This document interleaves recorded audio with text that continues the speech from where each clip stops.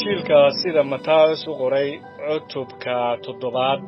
ninna ha xukumina inaan laydin xukumin waayo xukunkii aad ku xukuntaan ayaa laydin ku xukumi doonaa oo qiyaastii aad ku qiyaastaan ayaa laydin ku qiyaasi doonaa saxarka isha walaalka ku jira maxaad u aragtaa dogobka ishaada ku jira si aad u fiirsan weydi sidee baad walaalka ugu oran kartaa iddaa saxarka ishaada ku jira aan ka saare oo dogobba ishaada ku jire laba wajiilayahow horta dogobka ishaada ku jira iska saar goortaasaad bayaan u arkaysaa inaad saxarka isha walaalka ku jira ka saarto waxa quduuska ayaha siinina luulkiina doofaarada hortooda ku tuurina si ayan ugu tuman oo ayan idinku soo jeesan oo ayan idin kala jeexjeexin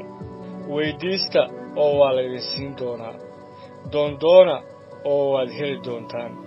garaaca oo waa la idinka furi doonaa waayo mid kasta oo weydiista waa la siiyaa kii doonaana wuu helaa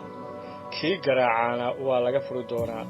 ninkiinne baa haddii wiilkiisu kibis weydiisto dhagax siinaya ama hadduu kalluun weydiisto abayso siinaya haddaba idinka oo shar leh haddaad garanaysaan inaad hadiyado wanaagsan carruurtiinna siisaan intee ka badan ayaa aabbihiinna jannada ku jiraa wax wanaagsan uu siin doonaa kuwa isaga weydiista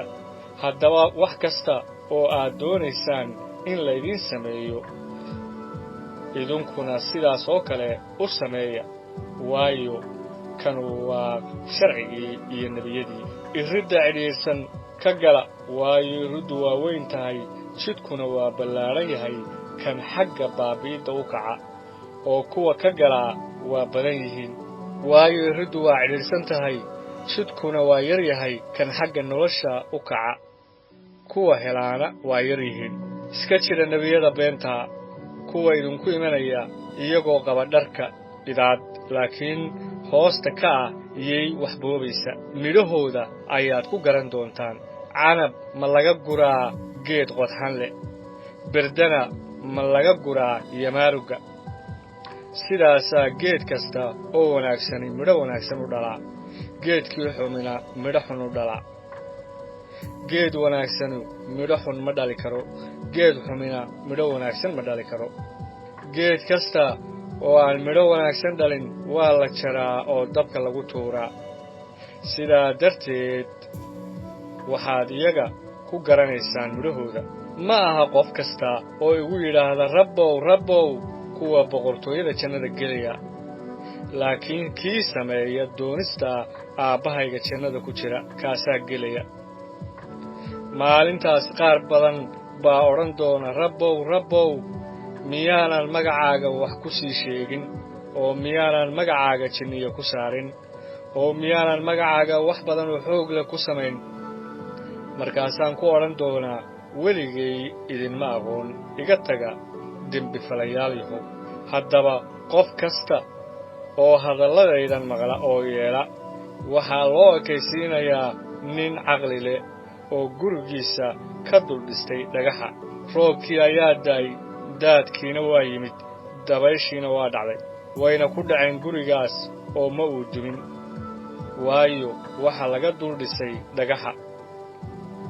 qof kasta oo hadalladaydan maqla oo aan yeelin waxaa loo ekaysiinayaa nin doqona oo gurigiisa carrada ka duldhisay roobkii waa da'ay daadkiina waa yimid dabayshiina waa dhacday wayna ku dhaceen gurigaas wuuna dumay dumiddiisiina waa weynayd waxaa dhacay goortii ciise hadalladan dhameeyey in dadkii oo dhammu waxbaraddiisa la yaabeen waayo wuxuu wax u barayey sida mid amar leh oo uma uu baraynin sida culimmada